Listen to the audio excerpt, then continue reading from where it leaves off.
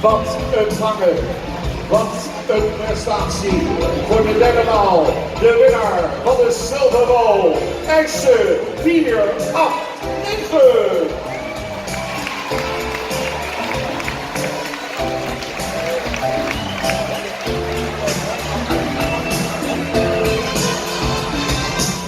En jammer, gaat hij stopstellen.